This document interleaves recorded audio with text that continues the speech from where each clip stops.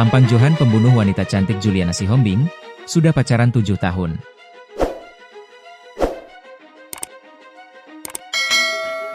Pria 30 tahun asal Pematang Siantar ini nekat mengakhiri kekasih hatinya Juliana Sihombing Lumbantoruan alias Maya Sihombing, 28, hanya gegara cemburu tak jelas. Kasat Reskrim Polres Pematang Siantar, Ibtu Sandi Riz Akbar menyampaikan bahwa Johan terus sulut emosi usai melihat chat yang ada di handphone Maya Sihombing. Hubungan antara pelaku dan korban adalah sepasang kekasih.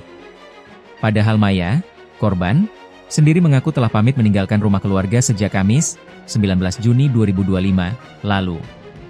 Ia diduga berencana tinggal bersama Johan Sitorus di ex-hotel Cahaya Kasih yang kini telah berubah menjadi indekos sederhana. Ia jadi motivasi pelaku karena cemburu setelah melihat chat di handphone korban.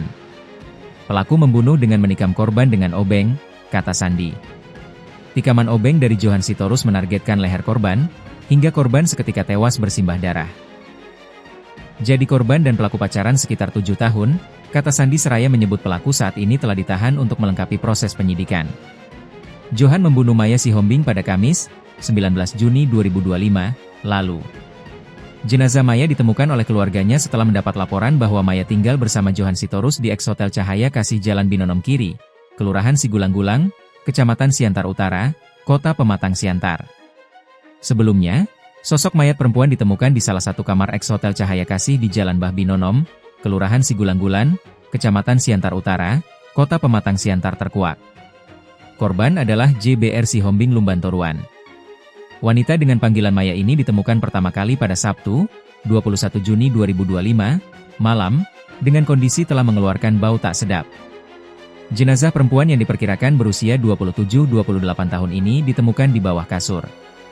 Menurut penuturan warga, korban telah tewas selama 3 hari atau sejak Kamis, 19 Juni 2025, lalu. Korban ini orang Jalan Sidamanik, Kabupaten Simalungun. Keluarganya nggak terlalu terbuka memang, karena sebenarnya mereka Parsidikalang, asal Sidikalang, kata Simanjuntak. Adapun motif sementara, ia dibunuh sang kekasih karena sang pacar, Johan Sitorus ingin menguasai harta benda miliknya.